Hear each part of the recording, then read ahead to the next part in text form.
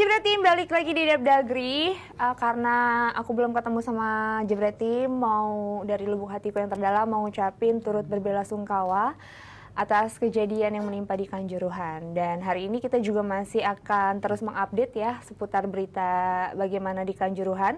Bareng sama di sini ada Kang Eko. Kang Eko, apa kabar? Kang Eko mungkin juga belum nyampaikan ke Jebret Team. Sama seperti Intan ya, terpukul dan ingin mengucapkan belasungkawa. Sebetulnya ini bukan duka sekelompok orang saja, tapi saya pikir udah duka bangsa Indonesia gitu ya. Bahkan udah jadi duka internasional. Betul. Ya, seluruh jadi bangsa juga turut Aremania, semoga diberi ketabahan, dan mereka yang sedang melakukan banyak hal ya di Malang, ada yang menyusun aksi segala macam, semoga diberi kesehatan dan lancar ya. Iya, dan juga mudah-mudahan keluarga yang ditinggalkan diberikan kekuatan ya Kang, dan semua yang lagi ada dalam perawatan diberi kesembuhan juga ya Kang ya. Dan Jebret Team, kita nggak cuma berdua aja di sini, karena sudah ada bersama kita Zainal Arif, Kang Abo, yang sudah bergabung tahu kita di ya? Zoom. Udah belum lahir loh Intan. Kan tadi udah sapa-sapaan sama Kang Abo. Iya.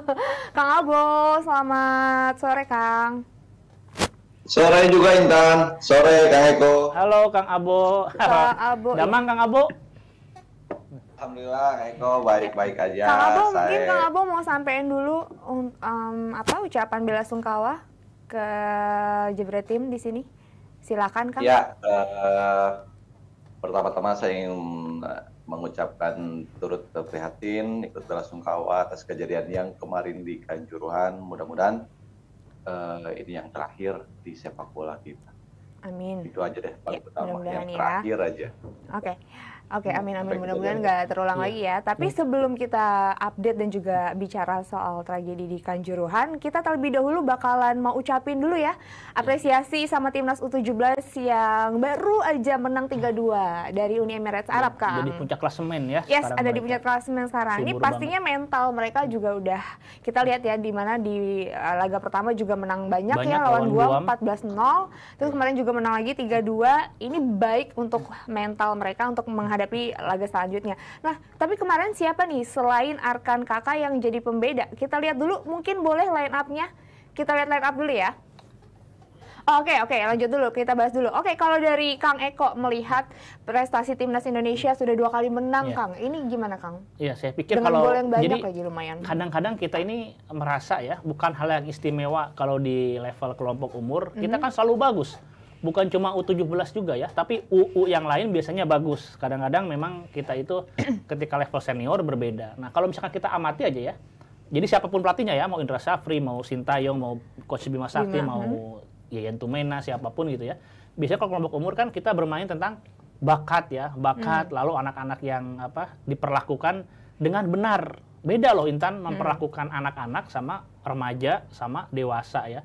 Mereka mungkin main bola itu dengan dengan perasaan yang gembira, semangat gitu ya. Tapi kalau udah mulai level senior itu banyak masalah tuh, dari mulai urusan keluarga. Jadi secara psikologis juga harus banyak hal yang mempengaruhi ya untuk performa di atas lapangan. Makanya kalau U17 terus ntar bisa di manage ya dengan baik sampai level senior. Wah, yang anak-anak ini kayaknya ini kita lihat juga ya Kang Eko dan juga Kang Abo.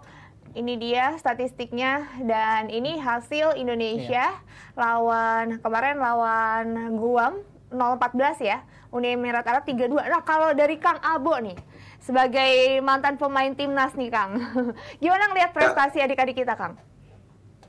Ya, kalau saya melihat sih pertandingan semalam sebetulnya cara bermain timnas itu udah terlihat tersusun ya, sangat rapi, karena itu modal kepercayaan ketika mereka menjuarai kejuaraan sebelumnya, jadi percaya dirinya tetap terjaga gitu. Dan saya melihat tidak terlalu banyak perubahan yang signifikan dari Coach Bima, dan Coach Bima lebih mengandalkan teamwork. Secara psikologi juga mereka selalu diutamakan bahwa dari keberhasilan yang mereka dapat itu, mereka selalu sudah mulai dididik bahwa bagaimana cara untuk respect terhadap keluarga, terhadap teman, dan itu sebetulnya pondasi yang sangat kuat buat para pemain ke jenjang selanjutnya. Semalam saya melihat sosok kakak ya, kakak, dan saya juga teringat sosok ayahnya Purwanto, dan pernah bermain bareng bersama Kakak. Jadi saya berharap dari Kakak ini dia tetap bisa konsisten, dia tetap bisa mempertahankan irama-nya, dan yang paling utama dia bisa menjaga attitude ke jenjang selanjutnya, maksudnya ke usia level selanjutnya. Dan begitu buat pemain-pemain lain. Yang paling utama dari sekarang, para pemain yang sudah mendapatkan kepercayaan di usia 17 tahun ini, mereka harus tetap terus dibina, mereka tetap harus diawasi. Bukan berarti dalam artian diawasi setiap pergerakannya diawasi, bukan. Tetapi hal-hal yang lebih ke arah positif, mereka harus selalu didukung. Ya. Ini mungkin tadi sejalan sama yang Kang Eko bilang ya, Kang ya. Ini gimana caranya mereka dibina, nantinya ke depannya bisa bertahan, bermain dengan baik. Walaupun kita tahu ya, semakin dewasa tadi Kang Eko bilang banyak sekali hal-hal dari luar yang mempengaruhi. Betul, karena pemain bola ini biar karirnya panjang, nggak cukup cuma jago. Ya, pengertian profesional ini selain di dalam lapang, harus juga di luar lapang. Itu boleh ditanya nih, kayak misalkan teman-temannya Kang Abo ya. Aduh, nggak perlu nyebutin nama Kang Abo ya, tapi ada beberapa teman Kang Abo yang jagoan, tapi kelakuannya begitu, klub-klub juga pada males dulu ya, pada males. Ada yang terlalu over cara bicara di media segala macem, itu biasanya klub juga jadi enggan gitu merekrutnya. Ya, tapi kalau dari Kang Eko sendiri ngelihat pemain-pemain kita ini sebenarnya concernnya apa sih Kang supaya mereka bisa tetap bermain bagus sampai nanti level senior? Ya sebetulnya dibiasakan saja gitu ya, dari mulai makan hal simpel aja kayak makan, dia ngitung tuh kalori kebutuhan dia gitu ya. Udah gitu ya disiplin. Karena saya sih nggak bicara dalam konteks sholat bareng segala macam, tapi kan ini ada kebersamaan ya melalui hal-hal seperti ini gitu, kebersamaan. Terus ada istilah nggak ada one man show gitu ya. Itu kalau misalkan tim seperti ini terus berkesinambungan gitu ya, saya pikir punya prospek yang cerah lah ini. Iya, kita lihat juga mereka gimana bermain di atas. Jadi pemain bintang tuh pasti ada, cuma bukan berarti pemain bintang ini menonjol sendirian, enggak gitu. Ya tetap harus bermain secara tim ya Kang. Oke, kalau Kang Abo sendiri, Kang Abo melihat tadi malam pertandingan selain Kakak, kan mungkin kita melihat Kakak ini paling menonjol ya kemarin karena cetak 2 gol. Terus kalau dari Kang Abo sendiri ada nama-nama lain nggak Kang? Iya, kemarin juga ada perhatian ya. Saya melihat sosok yang nomor 9 juga. Kemarin dia bahu-membahu tanpa mengesampingkan para center back yang ada semalam ya. Yang jelas semua pemain hampir merata. Saya pikir hampir merata ya. Karena kalau saya melihat filosofi Coach Bima sepertinya tidak ingin menonjolkan sesuatu yang lebih dari per individu pemain. Tetapi mereka lebih mengedepankan teamwork. Bagaimana terkait masalah kebersamaan, apa yang tadi Kang Eko ceritakan, terkait masalah sholat, ataupun biasanya dengan usia-usia segitu, sebelum bertanding untuk relaksasi, kadang-kadang ke bioskop untuk nonton bersama. Kan itu bisa menjaga kebersamaan ya. Saya pikir itu juga masukan yang sangat positif, dan Coach Bima juga sangat menganut disiplin yang sangat tinggi, karena mungkin ketika dia masih aktif sebagai pemain pro, dan saya juga sangat mengagumi sosok Coach Bima, dia betul-betul orang yang sangat disiplin, betul-betul pantang, dan sebetulnya dia sebenarnya tinggal mengaplikasikan itu semua, memberikan contoh itu semua kepada adik-adik yang sekarang lagi berjuang di timnas junior. Jangan lupa. Saya pikir. Oh iya, sok aja, mangga Kang Sinta. Kirain udah. Boleh Kang Abo lanjutin dulu. Ya, jadi sebetulnya kekuatan utama timnas kita dari dulu juga tidak per individu pemain. Kita betul-betul mengandalkan teamwork yang sangat bagus, kebersamaan yang sangat bagus. Game plan mau seperti apapun juga, kalau kebersamaannya sudah terjaga, saya pikir tidak akan terlalu sulit untuk timnas kita berbicara di level Asia ya. Mudah-mudahan ini menjadi kekuatan baru, ini menjadi menjadi perubahan yang sangat baik lah ya untuk timnas yang sekarang, dan kita bisa membuka itu semua bahwa ini loh sekarang kita menjadi trending topik, kita menjadi contoh sepak bola di Indonesia, dan sebetulnya sangat diperhitungkan. Ya, diperhitungkan dan terlihat progresnya ya Kang ya. Iya, betul sekali. Oke, kenapa tadi Kang Eko mau nambahin? Karena tadi kan jadi yang diomongin sama Kang Abo ya, tentang disiplin dan lain sebagainya, karir yang panjang kan terbukti. Jadi di generasinya Primavera, Bima Sakti ini adalah salah satu yang ketika teman-temannya udah gantung sepatu, udah pensiun, masih main. Kayak apa, dulu saya inget tuh waktu pas masih main tuh pas pertemuan ketemu di lapang gitu ya, papasan tuh waktu memperkuat Persema, pernah ya Kang Abo ya, Bima Sakti tuh memperkuat Persema. Iya, ketika Persema berhadapan dengan Persib Bang Eko, dia tetap pasti konsisten mainnya. Iya, waktu itu saya, ini Bima Sakti, itu langsung ingat kan, Kurniawan, Indrianto gitu ya, Aples, lalu juga Nurul Huda, itu kan di saat itu ya, teman-temannya itu udah mulai memasuki usia pensiun, bahkan beberapa udah gantung sepatu, tapi ini Bima Sakti masih main aktif, ya? Dan masih jadi kapten juga gitu. Jadi saya pikir ya bukan sekedar omongan gitu, tapi juga dirinya sendiri itu adalah contoh gitu. Konsistensi bisa main karirnya panjang. Memang gitu. Ini kan Indonesia perlu banget ya pelatih-pelatih yang juga memang nggak hanya bisa mengarahkan tapi juga bisa mencontohkan gitu. Kang Abo, kalau Kang Abo sendiri melihat pertandingan tadi malam dan pertandingan sebelumnya, ini apa nih Kang yang masih harus dievaluasi buat adik-adik kita? Kalau evaluasi menurut pandangan saya sih mereka masih kelihatan terburu-buru. Saya pikir itu hal yang sangat wajar. Karena dengan usia yang begitu masih produktif, mereka kadang-kadang dalam hal pengambilan keputusan, ya kita bisa melihat di situ ada juga sosok sang kapten. Saya melihat juga anak ini dibesarkan di daerah Jawa Barat ya, khususnya kalau nggak salah di Sumedang juga, dan melihat ketenangannya kepada rekan-rekannya betul-betul sangat sangat wibawanya sudah mulai kelihatan ya. Saya berharap dia masih tetap konsisten, bisa menjaga attitude-nya, dan kedepannya bisa menjadi tulang punggung tim nasional Indonesia. Jadi kalau berbicara secara keseluruhan, kalau boleh saya mengatakan hanya faktor ketenangan ya.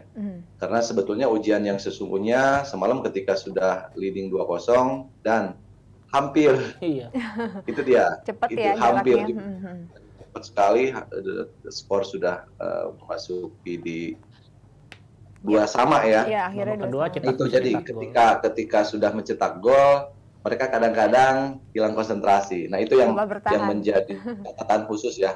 Menurut pandangan saya itu catatan khusus. Jadi ketika sudah leading, mereka lupa dalam caranya hal bertahan. Mereka terlalu asik juga menyerang. Jadi sebetulnya para center back, terus pada midfielder dan juga para penyerangnya, saya pikir harus tetap sama. Satu irama, bagaimana menyerang juga transisinya sangat baik, bertahan juga transisinya juga sangat baik. Mungkin itu ya, jadi lebih ke konsistensi menurut saya. Iya, Kang, ini mungkin Kang Eko juga setuju kan ya, mungkin masalah konsistensi, karena kemarin emang jarak golnya juga cukup cepat ya Kang ya, konsistensi. Bisa main 2 gol. Terus juga memang Indonesia itu kan sering banget ya, dari dulu itu katanya kalau udah sekali kebobolan, terburu-buru kan, makanya kadang-kadang kalau udah ketinggalan 1-0, tapi terlalu cepat, itu hasil akhirnya kurang bagus. Nah kemarin udah leading ya dengan selisih yang oke, ternyata masalah kesabaran ya, ketenangan juga problem. Jadi bukan masalah memimpin atau kemasukan duluan, tapi saya pikir konsistensi aja gitu, jangan buru-buru, tenang gitu. Iya, untuk apalagi next di laga selanjutnya Indonesia akan menghadapi Palestina ya. Ini hari apa ya? Hari menghadapi Palestina kita ada jadwal. Oh, ini dia ya. Ini kita lihat dulu sementara klasemen yang ada di kualifikasi Piala Asia U17. Indonesia ada di posisi pertama nih, nge-leading dengan jumlah gol lebih banyak ya tadi ya. Dan unggul pertandingan ya, yang lain udah 3, ada yang udah 3, ini Indonesia baru 2. Makanya ini kenapa saya yakin Indonesia bakal lolos ya. Saya nggak bilang lolos mudah, tapi bakalan lolos karena tim terkuat di grup ini, Uni Emirat Arab, udah bisa dikalahkan gitu. Ya. Kalau Guam kan nggak usah, kita nggak boleh ngerendahin ya, tapi ya Guam kan nggak masuk hitungan gitu. Iya, dan terus ini juga kan next akan menghadapi Palestina nih. Ini katanya Coach Bima sengaja ya nggak ambil jatah latihan biar para pemainnya recovery juga para pemain. Ini kalau dari Kang Abo melihat keputusan Coach Bima ini seperti apa, Kang? Ya, kalau masalah apa yang dikatakan tadi sama Intan terkait Coach Bima mengistirahatkan para pemain, itu lebih ke teknis ya. Saya lebih paham. Coach Bima pun memberikan jatah waktu libur untuk recovery pemain dalam artian secara fisik biar kembali bugar, dan mungkin secara psikologi juga mereka bisa lebih fresh. Iya, betul, betul, Pres. Jadi itu sesuatu hal yang sangat wajar sebetulnya. Ketika para pemain juga butuh waktu istirahat. Betul. Ya, Dan betul. Coach Bima mungkin lebih tahu kapan mereka harus kembali lagi fokus ke pertandingan dan kapan mereka juga harus betul-betul istirahat. Saya pikir itu bukan masalah besar sih. Ya, mungkin ini juga karena kan ini kita tahu ya, yang pemain-pemain masih usia sangat muda ya Kang ya, mungkin U17, ini juga kita pasti treatmentnya itu berbeda ya Kang. Iya, jadi ini kan saya waktu itu ngikutin loh Kang Abo ya, jadi beberapa kali nih Persib aja ya, alih-alih latihan intensif ya menjelang laga besar, itu biasanya pelatih malah membiarkan gitu, jadi suruh have fun aja gitu. Kadang-kadang bareng sama keluarga itu kan secara psikis kan rasa senang, tenang itu kan dapatnya kan dari keluarga. Nah, kayak gitu malah lebih efektif kadang-kadang daripada menjelang pertandingan yang krusial malah terus ditempa fisik atau apa. Jadi lebih baik memang dilepaskan, tapi kan pemain profesional itu kan punya tanggung jawab ya. Senyantai-nyantainya dia, ya pastilah minimal kan dia push up, sit up kayak gitu ya, menjaga kebugaran setiap hari ada gitu. Ya. Ini tapi next ini kan menghadapi Palestina. Ini secara postur kita tahu ya tinggi-tinggi. Nah, ini kalau menurut Kang Eko sendiri yang harus diantisipasi dari pemain-pemain ini apa, Kang?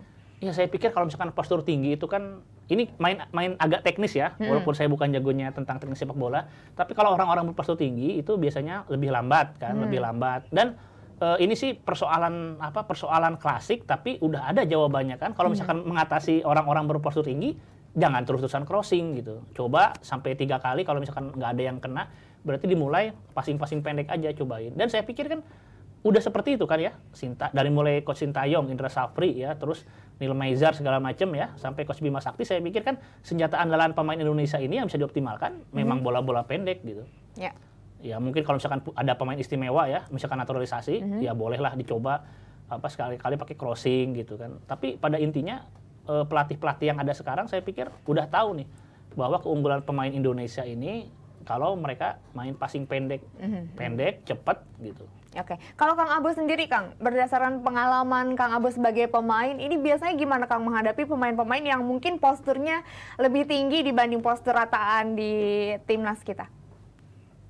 Ya, kalau secara secara kasat mata saya sih kalau saya ketika berhadapan para pemain yang sangat tinggi, ya paling apa yang dikatakan tadi Kang Eko juga ya betul, hindari crossing buat mereka.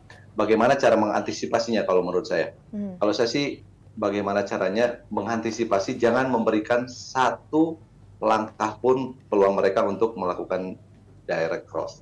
Jadi kunci utamanya adalah bagaimana ball position kita jangan sampai terlalu banyak hilang bola. Jadi mainkan bola sebanyak mungkin, jangan sampai kerebut, memang harus dari kaki ke kaki, perbanyak progresi pasnya ke depan, biar apa? Biar para pemain juga yang selama ini punya kecepatan sangat baik bisa memaksimalkan itu. Yang paling utama sih saya berharap penguasaan bolanya harus baik, ya kan? Jangan juga gentar melihat postur mereka yang sangat tinggi. Yang paling utama, jadikan 2 kemenangan ini sebagai modal utama biar lebih aman lagi di puncak klasemen. Itu mungkin. Ya, oke. Ini kan peluangnya Indonesia seperti apa? Next ini akan menghadapi Palestina dan juga Malaysia. Nih, kalau dari Kang Eko dulu. Saya pikir besar ya, karena lawan terkuat seperti tadi saya bilang udah dikalahkan. Dan Palestina juga kalau nggak salah belum pernah menang kan? Belum pernah menang. Jadi memang harus dibedakan nih. Kalau kita berhadapan dengan tim-tim Timur Tengah, lalu Asia Barat, Asia Timur ya. Kalau di level kelompok usia ya, under, itu saya pikir Indonesia nggak perlu ngerasa mereka lebih jago gitu. Nanti perbedaan mencolok itu akan muncul ketika di level senior. Oke. Untuk Kang Abo sendiri, seperti apa Kang melihat peluang Indonesia? Ya, tapi kita juga tetap bukan merendahkan kemampuan timnas Palestina, mohon maaf. Jadi kita tetap harus waspada. Walaupun misalkan mereka juga belum mendapatkan hasil yang sangat baik gitu ya. Kewaspadaan itu memang harus tetap kita antisipasi, karena terlalu overconfident juga itu akan sedikit bermasalah buat kita kan. Akan menjadi bumerang gitu. Yang jelas ketika mereka juga belum mendapatkan hasil yang baik, alangkah lebih bagusnya bagian kita yang menekan supaya mereka juga tidak bisa berkembang. Nah, ini juga ilmu nih, low profile bagus. Oke. Ya, kalau saya terlalu yakin menang kayaknya. Kita pokoknya support terus ya. Nggak apa-apa. Dan kita memang harus yakin. Kita harus optimis yakin menang. Karena kita harus Indonesia kan, siapa kita ya Indonesia gitu kan. Iya, betul yang jelas sekali. saya harus tetap menjaga overconfident, kita tetap harus waspada juga. Gitu. Jadi endingnya pertandingan terakhir lawan Malaysia itu Coach Bima akan lebih banyak variasi siapa yang harus diturunkan. Iya, betul. Kita doakan ya, pokoknya kita support terus, maju terus Indonesia, support terus untuk pembinaan usia dini, dan kita juga harus support terus buat sepak bola Indonesia, terutama untuk penyelesaian kasus tragedi Kanjuruhan kemarin ya. Nah, makasih banyak Kang Abo. Terima kasih Sama-sama, banyak. Intan. Halo, Kang Abo. Kang Eko. Ya, sami-sami Kang Abo. Sukses terus ya, Kang. Ya, sama-sama. Udah sukses Kang Abo mah. Semoga sukses terus. Tapi ini sedih banget ya, kita ada updatean bahwa per 5 Oktober update korban bertambah jadi 131 jiwa ya. Dan pokoknya kita semuanya makin sedih dengarnya. Mudah-mudahan untuk korban yang dirawat kita doain diberikan pemulihan. Dan kita juga nggak cuma berdua nih Kang Eko, di sini kita sudah undang ada CEO kita, Bang Valen. CEO. Ya, Bang Valen. Udah gabung? Iya, malam. Malam, Bang. Bang Valen. Malam, Kakak. Ya, selamat malam. Oke, Bang Valen, ini kita kan ada updatean nih dari tragedi Kanjuruhan kemarin. Sedih sekali, korban meninggal bertambah ya jadi 131 jiwa. Dan selain itu juga ada berita bahwa ada tim independen gabungan pencari fakta ya dari AFC dan FIFA juga katanya akan mengecek peristiwa Kanjuruhan. Nah, kalau dari Bang Valen sendiri, menurut tanggapan Bang Valen gimana nih dengan adanya kasus ini dan penanganan dari pemerintah?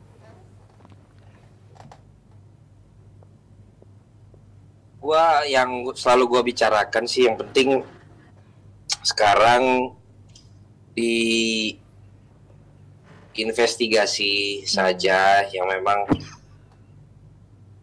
harus diinvestigasi melalui tim yang resmi, dan sambil menunggu hasil investigasi itu banyak juga kan tim-tim yang bukan dari pemerintah tapi melakukan investigasi juga. Jadi ada yang memang official dari pemerintah, tapi ada juga yang dari official dari apakah dari kementerian atau dari PSSI, termasuk dari sisi pihak-pihak lain, termasuk ada juga portal media membuat investigasi. Jadi bagi saya sah-sah saja melakukan itu, tapi yang jelas yang paling penting adalah sekali lagi data harus benar mengenai jumlah korban, update-nya harus akurat, terus korban jiwa harus bisa dipertemukan dengan, maksud saya keluarganya bisa diinformasikan, yang luka dapat segera, yang luka bisa dirawat dengan benar. Kalau ada biaya-biaya kan kemarin udah ada yang akan menanggung. Kemudian juga mengenai apa yang terkait dengan relawan ya, termasuk tim medis, yaitu harus juga bisa diperhatikan bagaimana jam kerja mereka, bagaimana ini mereka, karena mereka harus menangani ini semua. Jadi bagi saya investigasi sudah ada yang akan melakukan, harus dipantau terus juga. Tapi bagi saya seminggu sampai dari kejadian sampai seminggu kejadian ini berlangsung, ya fokuslah kepada korban-korban ini gitu. Jadi jangan demi rating, jangan demi engagement gitu ya. Saya lihat banyak sekarang media yang akhirnya framing ya. Itu framing bahwa ada satu statement tertentu dipotong dijadiin berita. Nanti ada statement ini dipotong dijadiin berita gitu. Jadi malah bagi saya akan semakin membuat yang pro ke framingnya itu akan rame-rame di situ, yang framing ke sini akan sini. Jadi malah mecah belah ya. Seperti yang ada dalam gambar inilah, kita lebih fokus kepada yang saat ini sedang berduka, yang saat ini dalam perawatan ya, dan teman-teman kayak Eko ini juga harus bisa bisa membuat narasi yang memang seobjektif mungkin. Makanya waktu Eko juga bikin tentang kedaulatan siapa nih. Nah, itu hal-hal kayak gitu menurut saya yang lebih membuat jiwa pengetahuan kita tuh bertambah, bukan jiwa menjustifikasi gitu. Dengan apa yang disampaikan Eko kemarin di IG-nya kan kita jadi juga bisa berpikir, oh iya ya, dari sudut hukum olahraga dalam hal ini FIFA tuh begini, tapi ternyata dari sudut pandang yang lain ada juga aturan yang ini. Jadi seperti apa nih gitu. Jadi kita juga harus bijak dan harus bisa objektif dalam melihat semua masalah ini, karena bagi saya ya ini kan kejadian luar biasa ya, dan tidak bisa ditolerir lah. Jadi itu sih kalau saya sih. Iya. Kalau dari Kang Eko sendiri seperti apa, Kang? Ini kan memang tadi Bang Falin juga sempat bilang ya, Kang Eko udah sempat bikin konten juga. Ini ada aturannya. Jadi ketika tim gabungan pencari fakta independen itu dibentuk, saya langsung membatasi wawancara dengan media-media gitu. Karena betul tadi yang Bung Falin katakan, bisa jadi ketika saya ngomong, ini nggak boleh begini, harusnya. Nah, itu langsung dijadikan berita intinya gitu. Saya agak khawatir gitu. Makanya ketika udah ada tim pencari fakta, itulah acuannya ya. Tadi Bang Falin kan ngomong ada beberapa yang investigasi juga ya, termasuk media-media yang spesialis in-depth report, mereka juga bikin. Tapi tetap acuannya harus yang diketahui oleh Prof. Mahfud MD itu tetap. Itu. Asalkan transparan ya. Jadi kalau melihat komposisi orang-orangnya, itu kan ada kekhawatiran bahwa si ini dari dulu memang kritik terus PSSI segala macam. Tapi kan langsung bisa jadi seimbang ketika kita lihat sosok di atasnya gitu kan. Ya, bahwa kalau yang di bawah terlalu tendensius, itu bisa dikonfrontir kan pakai fakta-fakta yang ada, bahwa nggak gitu juga gitu kan. Iya. Gitu. Ya, ini jadi mungkin, yakinlah optimis kalau saya ya sama tim yang sekarang nih. Ya bisa objektif dan juga transparan ya. Dan bisa. Nah, ini dia nih, kita sama-sama lihat ya. Ini tim gabungan independen pencari fakta, Kang. Itu saya kenal ada 4 orang ya. 4 orang.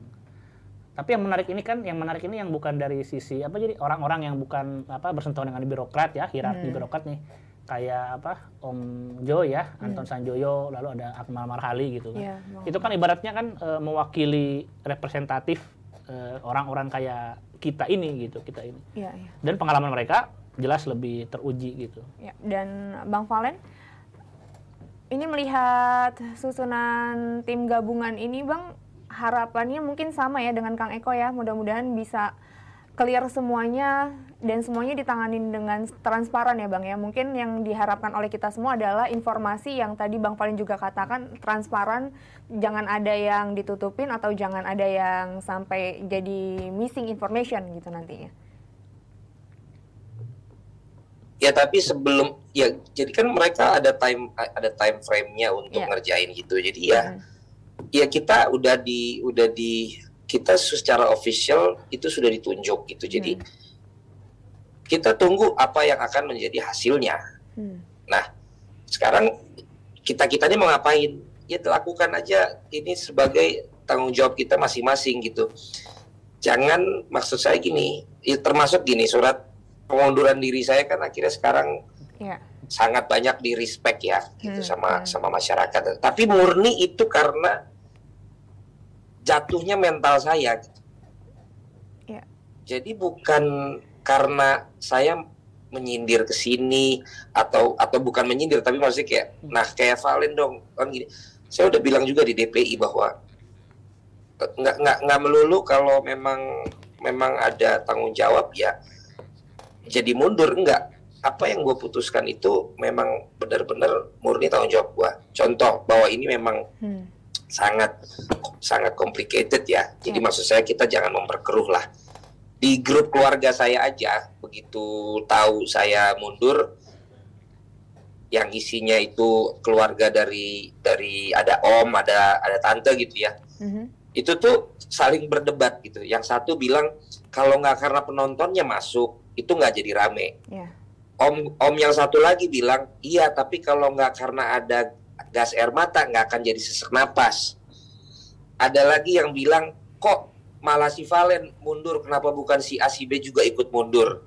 Terus ada juga kalau yang tante gue segala macamnya, ibu kenapa kenapa itu mau keluar yang ngunci yang bikin pintunya ketutup. Artinya di level keluarga gue aja yang kagak pada ngikutin bola gitu. Banyak spekulasi. Kesimpulan tuh bisa berbeda-beda. Nah, artinya sekarang point of view kan. Yes. Nah, point of view itu jelas berbeda-beda. Nah, berarti memang yang tidak punya kewenangan untuk mengusut ini kita bisa memantau. Kita bisa melihat ini seperti apa, sehingga yang menginvestigasi pun akan bekerja dengan semaksimal dan juga setransparan mungkin. Tetapi sambil kita memantau, jangan memperkeruh kalau saya sih gitu. Jangan opini pribadi yang memang belum terbukti juga itu yang menjadi patokan gitu loh. Jadi karena apalagi di era digital seperti ini, statement apapun itu bisa dijadikan bahan untuk membuat kesimpulan, menggiring opini dan lain-lain gitu. Tapi ya itulah sepak bola Indonesia, makanya sebegitu cintanya lah semua orang ini memang sama sepak bola Indonesia. Saya juga seperti yang Eko bilang sangat membatasi gitu loh untuk ditanya atau untuk hadir ke sebuah undangan dalam kejadian ini, karena bagi saya ini tuh jangan malah jadi bahan untuk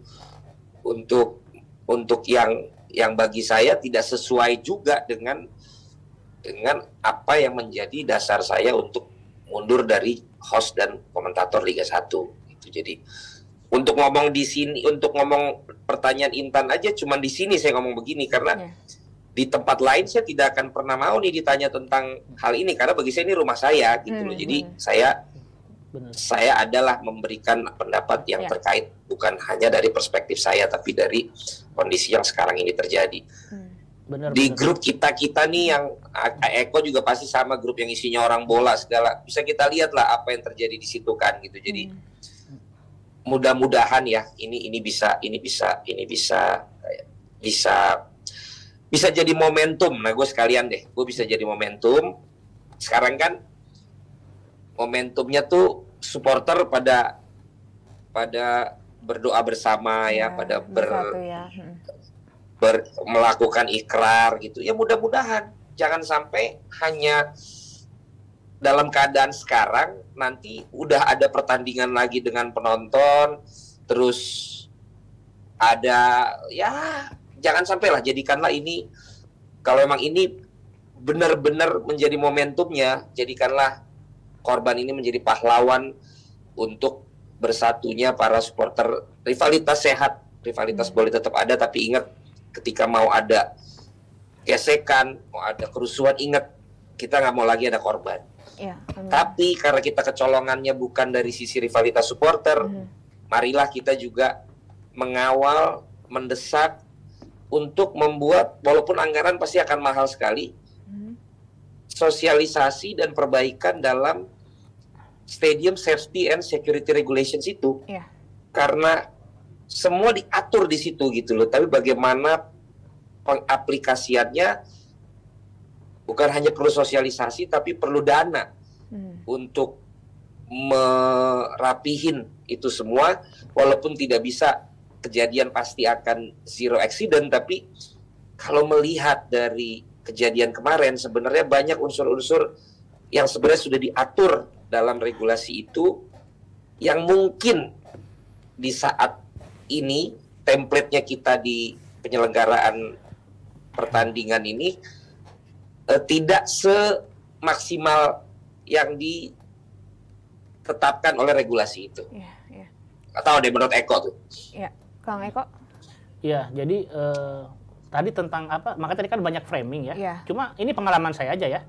Misalkan ternyata ya dalam beberapa hal, beberapa kasus plus yang diatur oleh ketentuan FIFA, justru salah satu tempat evakuasi terbaik itu kalau ada apa-apa ya, mau ada petasan apa, itu justru lapang yang hijau itu loh, tengah lapang. Kan pada prinsipnya kan tidak boleh ada yang masuk ke lapang, tapi kalau dalam keadaan darurat itu adalah tempat evakuasi terbaik. Nah, setelah itu orang-orang yang berkumpul di tengah itu harus diarahkan, tetap harus keluar stadion lewat mana? Lewat pintu yang buat masuk bis itu, gitu. Nah, yang kemarin kan kayaknya pada nggak paham gitu. Jadi penonton yang mau masuk malah dihalau, yang mau masuk ke area hijau. Harusnya malah nggak apa-apa. Itu adalah tempat evakuasi terbaik darurat sebetulnya. Ini artinya Kang Eko juga setuju ya, harus ada sosialisasi di sini. Harus ya. ada. Ya, ini tadi Bang Valen dan juga Kang Eko dan Jebretin juga ini ada updatean dari Kepala Dinas Kesehatan Jawa Timur ya. Tadi sebenarnya kita udah sempat ngundang nih Bang Valen dan juga Kang Eko untuk bisa bergabung sama kita di sini, tapi update-nya katanya sedang ada pengawalan secara psikologis ya untuk mengatasi trauma baik korban maupun juga keluarga korban. Nah, kalau dari Bang Valen sendiri melihat menanggapi trauma yang ada dari supporter ini dan juga ini ada pendampingan untuk dari psikologis mereka, gimana Bang melihatnya? Karena kan ini juga penting ya mengatasi trauma. Ini Valen lagi di mana sih, di mobil apa itu? Gua menambahkan yang Eko tadi bilang. Jadi dalam aturan safety regulation tadi, kalau lapangannya tanpa pagar, maka tempat paling aman dan dianjurkan adalah ke tengah lapangan. Tapi karena lapangan kita punya pagar, maka tempat evakuasi paling cepat adalah pintu masuk, pintu keluar, dan pintu darurat. Jadi beda penanganannya ketika terjadi gempa bumi, kejadian-kejadian yang tidak diinginkan, antara yang punya pagar sama nggak punya pagar. Nah, kan pertanyaannya itu, berapa pintu keluar yang kita punya? Apakah ada pintu darurat selain pintu keluar biasa yang kita punya untuk bisa segera mengeluarkan supporter ketika terjadi hal-hal yang tidak diinginkan? Kemudian juga berapa, bahkan dalam aturan itu untuk menghitung maksimal kapasitas stadion itu nggak gampang gitu. Jadi ada dibagi dalam 3 klasifikasi baru ketahuan berapa sebenarnya bisa. Ketika high risk match, berarti kira-kira berapa yang boleh diizinkan masuk. Ketika ada gestur-gestur yang sudah dilihat di luar itu, bahkan pengamat perilaku tuh ada di control room yang disebut crowd behavior analyst. Jadi dia bisa lihat di sisi yang ini kayaknya akan begini nih. Nah, akan ada aturan secara terstruktur kepada steward dulu tuh untuk melakukan apa dan lain sebagainya, dan semuanya di training, certified, dan karena gue waktu itu pernah keluar negeri juga, gue melihat banget itu tatanan itu tuh sudah dilakukan. Nah, sepertinya kita pun harus mulai melakukan, karena terbukti ternyata bukan hanya dari sisi rivalitas supporter, tapi dari hal lain pun bencana itu bisa terjadi. Jadi udah waktunya sosialisasi tentang safety regulations ini jadi bagian penting ketika memang karena pandemi kita harus maklum untuk proses ini apa sih yang menjadi prioritas penanganan, di mana kita juga respect untuk itu, tapi ternyata dengan kejadian yang begitu menyedihkan ini harus segera dilakukan untuk memperbaiki safety regulations di stadium ini sih menurut gua gitu. Untuk yang tadi, untuk yang Intan tanya tadi, ya gua aja trauma itu aja sih. Jadi gua nggak bisa jawab untuk yang bagaimana yang mengalami di sana gitu. Jadi gua aja yang nggak ada hubungannya pun gua masih kayak begitu gitu. Jadi mudah-mudahan itu semua bisa jadi pulih kembali ya gitu kalau dari gua.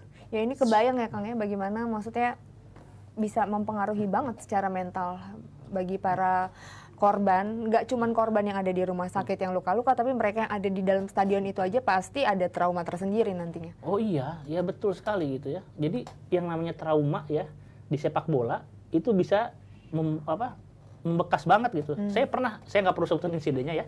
Saya juga pernah mengalami traumatik itu sekitar tahun 2001 ya. 2001 itu baru pulih itu lama juga tuh, 5 tahunan. Ada fase di mana saya nggak mau nonton tandang ke stadion lain, agak-agak trauma gitu. Ditanya orang udah kayak parno gitu ada gitu. Jadi memang dampaknya itu besar banget ya secara psikologis. Ya. Dan ini memang keputusan yang cukup tepat ya untuk bisa pendampingan psikologi. Nah, ini kalau dari Kang Eko dulu ya, mungkin ini pemerintah kan kemarin ke sana udah sempat datang juga, Presiden juga udah sempat melihat. Terus katanya juga bakalan ada ya evaluasi untuk seluruh stadion Liga 1 sampai Liga 3 di Indonesia. Ini gimana Kang lihat? Betul, dan ini saya harap yang mendengar jangan dipolitisir ya. Saya nggak akan nyebutin stadionnya, tapi teman-teman yang nonton pasti tahu stadion apa yang saya maksud ya. Ada stadion mewah, megah ya. Nah ini makanya mungkin karena cara komunikasi aja yang kurang pas kan dianggap nggak sesuai standar gitu ya. Nah langsung diserangkan, wah ngomong yang bener nih PSSI gini-gini. Tapi ketika saya cek langsung ke sumber saya, sebetulnya standar yang dimaksud Kang Eko kemungkinan besar adalah tentang mitigasi penonton. Jadi stadion yang memenuhi syarat ya, yang memenuhi syarat itu harus memenuhi juga syarat mitigasi atau ketika dalam keadaan penuh stadion ya, itu harus kurang dari 1 jam dari keadaan penuh kosong. Misalkan start, bisa kosong ya. Dari apa kayak ada stopwatch ya, kosongin. Nah itu harus. Nah saya nggak tahu apakah pernah dicoba simulasi di sana atau enggak, atau mereka hanya melihat karena stadion yang saya bilang ini kalau nggak salah pernah dipakai konser musik ya, konser musik apa yang banyak ABG gitu. Nah katanya crowded. Jadi kalau ada apa-apa ini dalam keadaan 1,5 jam katanya masih full. Jadi orang yang keluar masih beradu dengan orang yang mau masuk atau masih pada diem. Nah itu jadi salah satu pertimbangan tadi makanya dibilang ada semacam audit stadion itu tentang masuk keluarnya gitu ya. Jadi dalam keadaan penuh stadion itu harus sangat cepat kosong juga gitu. Nah nanti orang-orang kan ketika kita keluar stadion kan harus jelas tuh ke jalan kemana, jangan udah keluar stadion terhenti juga harus karena sempit nanti nggak bisa ngalangin yang mau keluar juga yang karena di dalam. Kemarin juga kabarnya kan di luar juga sempat crowded ya. Gitu. Ya Bang Valen mungkin terakhir Bang, ini tanggapan Bang Valen dengan datangnya pemerintah juga untuk melihat secara langsung dan menyatakan katanya mau ada audit stadion, atau mungkin ada yang mau Bang Valen sampaikan?